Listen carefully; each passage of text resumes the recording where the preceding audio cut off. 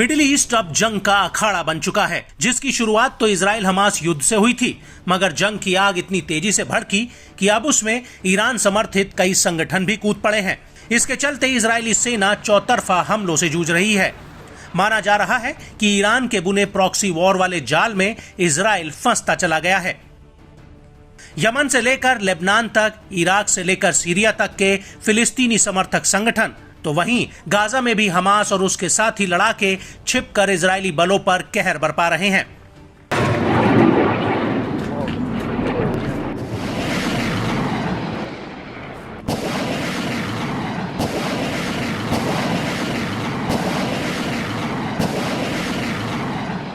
इस बीच लेबनान के इस्लामी प्रतिरोध हिजबुल्लाह ने दावा किया है कि उसने इजरायली सेनाओं के खिलाफ कई हमले किए। इससे उत्तरी कब्जे वाले फिलिस्तीन में इजरायलियों और उसकी पोजीशंस को खासा नुकसान उठाना पड़ा है।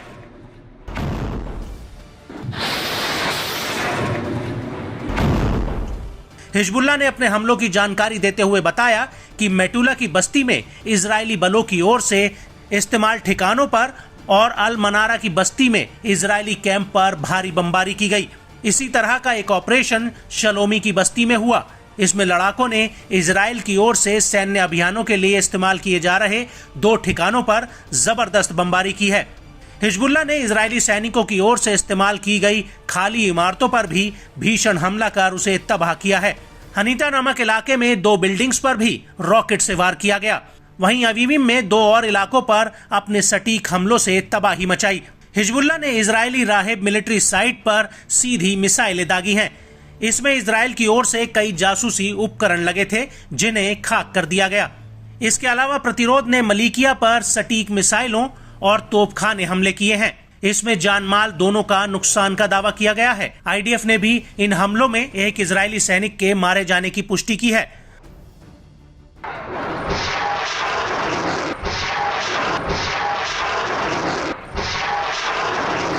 बताया गया कि हिजबुल्लाह ने यारा की बस्ती में पश्चिमी कमान के हेडक्वार्टर पर भी जबरदस्त धावा बोला है।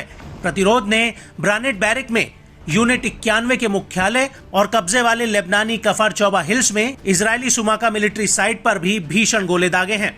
इजरायली मीडिया आउटलेट्स ने माना कि उत्तरी बस्तियों में हिजबुल्लाह की ओर से किए गए हमलों में इमारतों और इजरायली सैन्य बलों के ठिकानों को सबसे ज्यादा नुकसान पहुंचा है। बताया गया कि मेटुला में एक मिसाइल से सीधे हमले से भी जमकर तबाही मची है।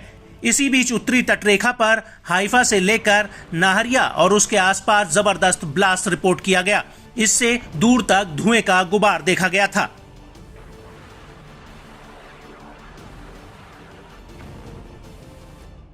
इजरायली मीडिया ने भी दावा किया है कि लेबनान से दागा गया एक रॉकेट ऊपरी अल जलील में गोमा जंक्शन पर गिरा। इसके कारण यातायात और पैदल यात्रियों के लिए सड़क बंद हो गई। एक मिसाइल मोशाव गोन में जाकर गिरी, जबकि शतुला, जरीट, शोमरा और यहां तक कि मेनाकेम की बस्तियों में भी हवाई हमले के चलते सायरन बज उठे। वहीं हिजबुल्लाह के हमले के जवाब में आईडीएफ ने कहा कि उसने दक्षिणी लेबनान में हिजबुल्लाह के कई ठिकानों पर हमले किए हैं, जिसमें हिजबुल्लाह ने उसके 2 सदस्यों की मौत की घोषणा की है और फिलिस्तीनी इस्लामिक जिहाद ने दक्षिणी लेबनान में इजरायली हमलों में 3 सदस्यों की मौत की पुष्टि की है।